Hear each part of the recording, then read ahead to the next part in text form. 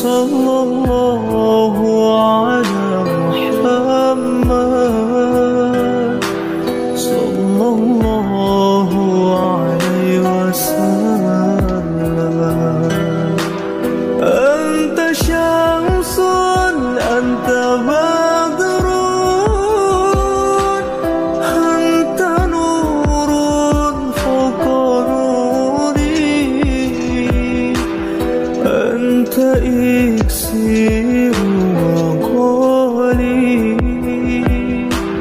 anta misbahus suduri. Sallallahu ala Muhammad,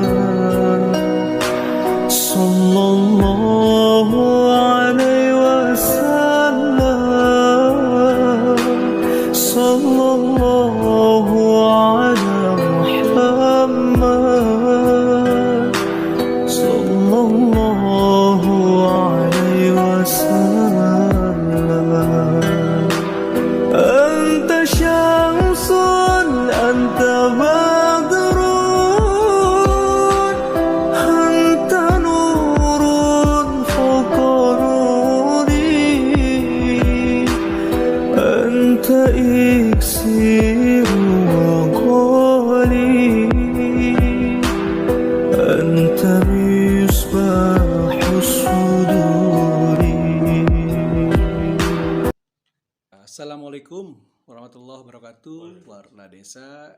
Kebetulan hari ini kita lanjut ngebahas sejarah daripada Makom Keramat Gunung Gelis. Dan kebetulan di depan saya ada salah seorang kesepuhan ataupun ketua yayasan daripada Keramat Gunung Gelis. Assalamualaikum Pak Ustadz. Waalaikumsalam warahmatullahi wabarakatuh. Sampurasun. Sampai.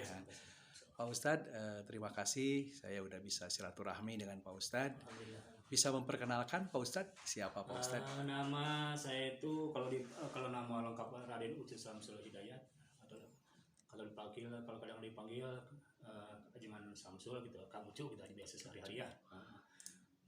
Saya itu di sini tuh berkedudukan istilahnya, kalau sebetulnya saya tuh tidak mengatur saya juru kunci, sebetulnya tidak, tapi hanya turun-temurun dari orang tua, kebetulan yang ada di situ saya, jadi ya saya cuma hanya melanjutkan tongkat estafet dari orang tua, yaitu Raden Kaji Sultan Ali Abdurrahman disebut Memejeprah itu gitu ya, yang sebagai dulu juru kunci Makam Keramat Gunung Gelis ini gitu. Bisa sedikit menjelaskan Pak Ustadz riwayat dari sejarah Gunung Gelis Pak Ustadz? Insya Allah. Ya, terima kasih dari Warta Desa dan kru semuanya yang saya hormati, semoga Allah muliakan. Terima kasih atas kunjungannya ke tempat kami di sini yang begini adanya, semoga jadi kebaikan untuk kita semua, dan juga dengan melalui Warta Desa ini khususnya di Gunung Gelis ini dapat berkembang dengan baik begitu ya. Ya, pertama kembali kepada silsilah gitu ya. Silsilah ini memang di Gunung Gelis. Nah, Gunung Gelis ini pertama kalau lihat dari dasarnya, Gunung Gelis pasti otomatis identik dengan adanya putri-putri atau wanita yang cantik dulu begitu kan ya gitu. Artinya begitu. Jadi memang Gunung Gelis ini memang ada beberapa Gunung Gelis itu di Sumedang, di Bogor ya, kita yang bahas yang di sini. Artinya memang di sini tuh kan dulu tuh ada di sini sebagian daripada negara jin di sini itu adalah gitu. Negara jin ya. Makanya di sini dengan simbolnya ada itu gunung sebelahnya Gunung Kasur. Betul. Gunung Kasur di situ kan ada, di atas ada Gunung Kasur di situ, makanya di situ ada batu kasur di situ kan ada. Nah, di sebelah sini itu maka di sini itu ada istilahnya dulu itu pakilasan Dayang Sumbi. Dayang Sumbi, makanya ini nyambung ke Tangkuban Perahu Dayang Sumbi itu. Istilah ada Sangkuriang, keberangan itu, kesiangan gitu ya. Nah, artinya makanya, dan yang kedua juga para sepuh yang ada di atas Gunung Gelis ini ada memang beberapa kesepuhan wanita, diantaranya yaitu Ibu Mayang Mik. Ibu Mayang Mik menurut sejarah itu beliau itu salah istrinya Kang Jenderal Cikunul yang dari Malaysia itu. Karena kan pertama Kang Jenderal itu kan nikah ke jin itu. Betul. Jin-jin yang kemudian nikah ke bangsa kita sendiri yaitu Ibu Umi, disebut juga Ibu Sekar Arum. Nah, dari Sekar Arum ini punya anak, di antaranya di sebelah yang 11 orang itu, di antaranya yang kedua itu yang pertama Raden Arya Widata dan Tarikolo Pamina Cianjur, Pasaran Agung. Pasaran Agung. Ya. Nah, dari Pasaran Agung ini punya anak namanya Mas Angga Jibja, nama kecilnya, yaitu Mbah Jeprah itu. Mbah Jeprah yang ada di atas itu. Betul. Mbah Jeprah itu kalau di sini itu namanya disebut Mbah Sairah. Ya, kembali lagi Pak Ustadz. Ya. Berarti Gunung Gelis ini ada sangkut paut dengan Mama Dalem Arya Tanudatar Sikundul. Karena kebetulan beliau cucunya Mbah Jeprah itu. Bisa dijelaskan Pak Ustadz, siapa Mbah Jeprah ini? Mbah Jeprah itu nama kecilnya Mas Angga Jibja. Mas Angga Jibja itu Mas siapa Angga Jibja. Pak Ustadz? Ya, Siapa itu Mbah Jeprah itu namanya juga sebut Mbah Sairah itu Mbah Sairah. Mbah Sairah itu dikatakan Sairah itu Sayaroh, tukang lana, makanya Mbah Jeprah itu disebut dalam sejarah itu 31 nama. Makanya kalau kita hadroh atau tawasul kepada orang-orang soleh itu kadang-kadang satu nama, satu orang sebut 3 namanya banyak kan gitu, misalnya kan gitu, karena sesuai kata Rasul, orang tua dulu itu diganti-ganti nama itu karena jangan sampai ketemu ilmunya. Betul. Makanya disebut, makanya itu ada makam itu penjelasan. Kalau makam asli kan begitu istilahnya. Kalau ini makam apa makom? Makam. Asli berarti asli, ya? ya, Oh makam. ya begitu Pak Sur. Ya. Jadi emang Gunung Gelis ini identik dengan makam-makam waliullah ataupun makam aulia ya Pak Ya, Ustadz? yang mungkin kan kalau kita lihat kan ada apa maksudnya kan bukan wali 9 sebetulnya kan wali itu kan banyak ya. Betul. Wali banyak. Cuma di antaranya ini ada pengembangan di ya khususnya daerah Cianjur, Nusantara lah umumnya kan gitu ya. Betul. Ini semua dari Jazirah Arab juga semua sama Betul. keturunannya. Betul. Istilahnya kan gitu.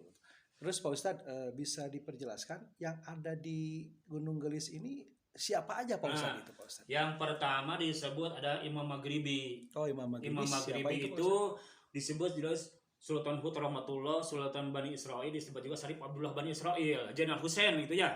Itu dia itu dalam sejarah itu Raja Mesir. Waktu jadi Raja Mesir disebut Al-Misri. Oh, Al-Misri itu. dari Mesir itu. Betul. Ya? Waktu di Mesir beliau punya anak 4. Pertama Pangeran Utara, kedua Syekh Ahmad Bakir, makamnya di Basra, semua dua-duanya di Mesir, Basra itu. Betul. Ketiga Maulana Malik Ibrahim Gresik. Oh. Maka Maulana Malik Ibrahim disebut Syekh Maghribi.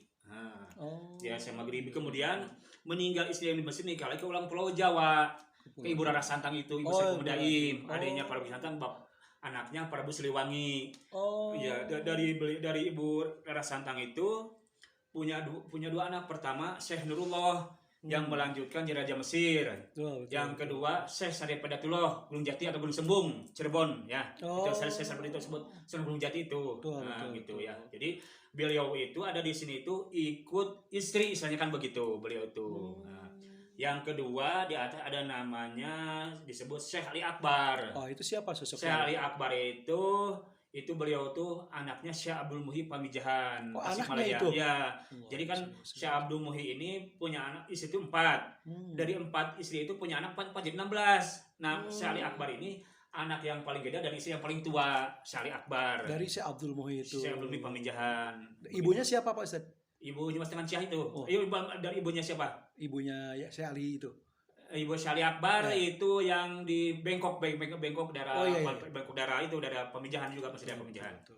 Terus yang selanjutnya itu Mbah Jeprah itu yang tadi kita udah bahas Mbah Jeprah. Itu beliau itu anaknya Raden Uta Tarikot Pamit Cianjur, Raden Uta Cikundul, Raden Arya Parim Sunan yang Goparo Segahera Manayasa itu.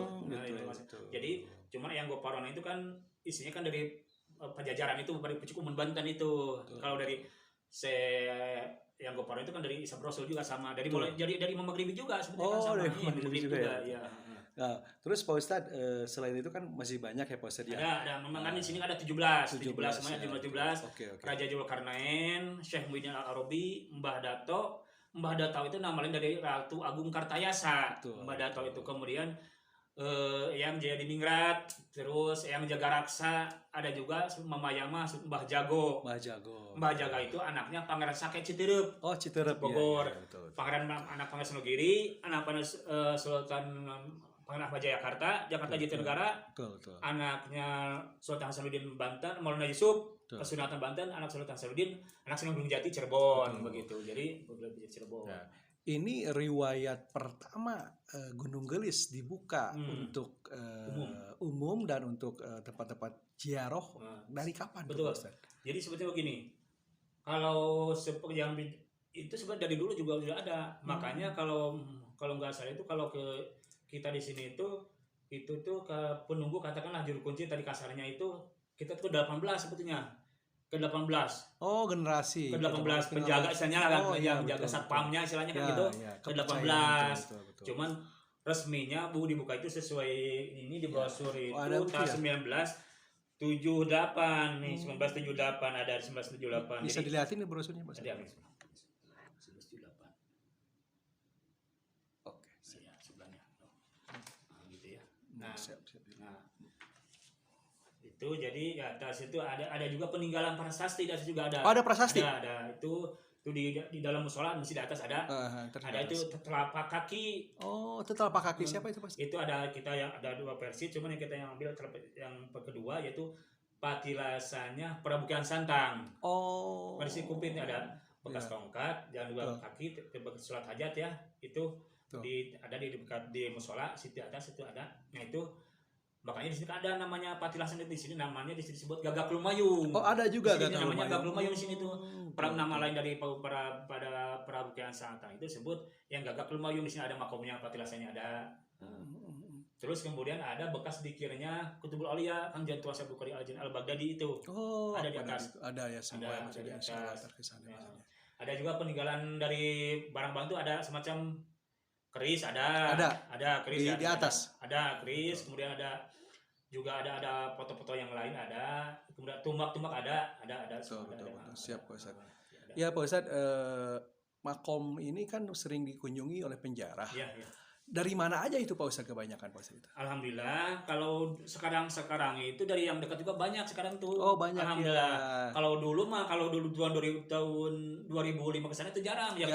Dari Aceh, dulu dari Aceh, dari pesantren Tomim ada dari Aceh itu, kemudian dari Lok Semawe ada, dari Melabuh ada yang dari Nias, dari Medan ada, tuh dari Sumatera Utara dari Medaling ada, Trutung terus dari Lampung, Lampung Barat, Tanjung Karang, terus dari Kalimantan Timur, Kalteng, Palangkaraya itu ada, dari Sulawesi. Pernah juga rombongan dari Papua. Papua pernah ke sini Pak Ustadz? Papua, iya. Wah, itu tahu dari mana mereka itu Pak Ustadz? Ya, katanya sih impornya ada yang dari Mimpi. Oh, dari Mimpi. Gitu. Ada yang dari wasilah-wasilah ya, gitu. Betul. Ada juga yang pernah yang dari Brunei datang. Ada dari Brunei ya Pak Ustadz ya. Rata-rata para penjara ke sini bertujuan untuk apa itu Pak Ustadz rata-rata? Ya, makanya di sini kadang-kadang kalau kita jarah itu harus istilahnya izin itu karena bukan kita bisa artinya ya. Betul. Artinya cuma kita mengarahkan. Karena jarah itu jangan sampai kena musyrik itu. Betul. Nah, tujuannya memang kebanyakan mendoakan saja. Mendoakan. Cuman kadang-kadang ya yang namanya manusia biasa lah, kita kadang-kadang ada implik-impliknya begitu. Cuma kita meluruskan saja. Meluruskan jangan sampai karena kita mendoakan saja. Karena kalau para wali itu udah dijamin sama Allah. Kalau kita mendoakan para yang soleh itu kembali kepada kita sebetulnya amal itu. Begitu. Makanya kita hanya meluruskan saja, silakan berdoa, mendoakan saja kepada orang-orang soleh. Insya Allah itu kepada kita kembalinya juga kebaikan itu kan gitu. Terus Pak Ustadz, yang jarah itu kebanyakan malam-malam tertentu katanya. Malam apa aja itu Pak Ustadz? Dan bulan apa Pak Ustadz itu? Kalau dulu sekarang dulu sebetulnya, kalau sekarang sih udah merata lah. Cuman memang ada perbedaan juga. Malam Selasa dan malam Sabtu. Oh, di sini. Malam Sabtu. Karena nggak ada dalam tradisi dari dulu begitu. Tradisi begitu, ada malam Selasa, malam Sabtu begitu. Karena mungkin malam Selasa itu kan Nabi Sulaiman mungkin kerajaannya mungkin mungkin syariatnya hakikat kepada Allah, minta kekayaan yang berkah, barokah begitu. Barokah, ya. Mungkin ya itu kan berdasarkan kepercayaan saja. Kembali kepada hatinya masing-masing gitu kan. Terus Pak Ustadz katanya emang yayasan ini beryayasan Pak Ustadz ya? Ya, yayasan. Awal mula buka yayasan itu kapan Pak Ustadz itu? Kalau kita mah yayasan itu dibentuknya 2014. Oh, 2014. Kalau yayasan mah 2014. nama Yayasan Raden Sultan Ali Abdurrahman. Kebetulan saya ketuanya mungkin begitu. Ya betul, betul Pak Ustadz. Saya kemarin kan ke atas melihat-lihat Pak Ustadz, itu emang bersih, itu sistem perawatannya bagus banget Pak Ustadz ya. Itu ada yang ngelola Pak Ustadz Ada, itu? memang kita punya teman-teman, saudara-saudara Oh, yang dari turunan semua ya Pak Ustadz ya? ya, Dari turunan-turunan. enggak juga sih Enggak. maksudnya teman-teman baik kita semua, Oh, saudara-saudara kita baik semua lah. tim ya. Jadi mereka peduli. Ya betul. Ya silakan Kang, katanya kita sama-sama urus lah, kalau kita bukan kita lagi siapa lagi yang ngurus, makanya kita sama-sama diurus. Oh, Alhamdulillah sama-sama. teman-teman dan saudara itu yang dari Bogor, dari Cipanas itu yang ngurus itu alhamdulillah. Betul Pak Ustadz ya. Terus Pak Ustadz katanya sering ada hawal juga Pak Ustadz ya? Kita rutin setahun sekali alhamdulillah. Kalau kegiatan di sini itu di atas sekarang itu haul, Maulid Nabi, Isra Miraj Nabi ada juga udah rutin sekarang. Udah rutin ya. Udah rutin, setiap tahun udah rutin. Tetap ada terus ya Pak Alhamdulillah. Ustadz ya. Nah untuk Maulid sekarang acaranya ada Pak Ustadz? Ada. Nah, Kalau kapan tuh, Pak acara di atas itu suka beda. Kalau tanggal 20 ini, hari Rabu malam Kamis yang akan datang itu acara dibawa di sini. Oh jadi pemirsa malam Rebo sekarang Pak Ustadz dengan yayasannya mau ngadain mauludan di rumahnya Pak Ustadz di sini Di ya? masjid dah. Di masjid ya. Masjid Jami betul, sini. Masjid Jami. Nah kemudian hari Minggunya di atas. Oh hari Minggu di Hari atas. Minggu yang akan datang Oke, di atas. siap. Hari Minggu di Ya, atas, terima kasih. insya Allah. Itu kebanyakan yang datang Ada banyak dari luar lah. dari luar Pak Dari Ustadz luar, ya? dari luar, Betul.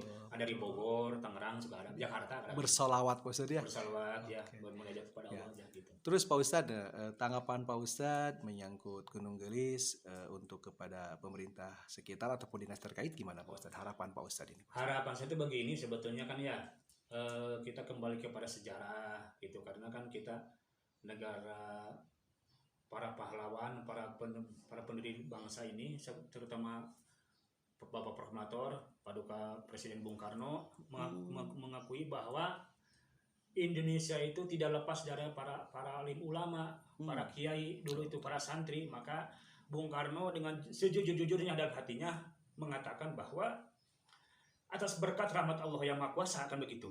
Jadi Indonesia itu dengan jasa para pahlawan, para wali, makanya kata kita jas hijau, jangan Betul, melupakan jangan jasa-jasa para alim ulama. Betul.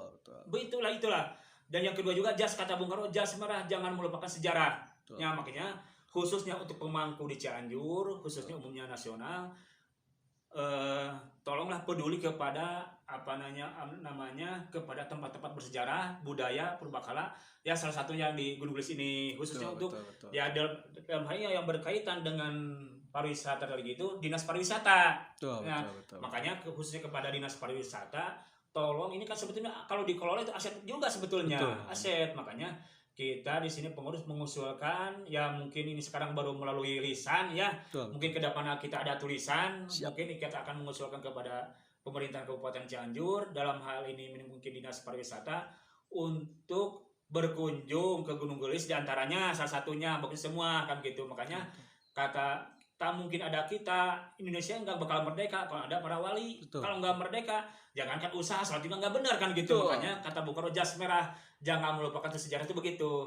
Makanya saya itu mengharapkan kepada pemerintahan Cianjur khususnya dalam hal ini dan yang pariwisata, Betul. tolonglah berkeliling di daerah Cianjur lah, untuk mencari tempat-tempat religi untuk dikembangkan, dan cuman di hal itu diarahkan juga. Betul. Maksudnya jangan wisata yang begitu aja yang dikembangkan, sedangkan wisata religi. Ya, Nah itu siap. maksudnya begitu Kang Andri, maksudnya begitu Andri. Terima kasih Pak Ustadz. Para pemirsa Warta Desa TV, demikian sejenak bincang-bincang dengan salah seorang tokoh Gunung Gelis, yaitu Ustadz Encu Ajengan Encu. Terima kasih Pak Ustadz. Assalamualaikum warahmatullahi wabarakatuh. Waalaikumsalam warahmatullahi wabarakatuh.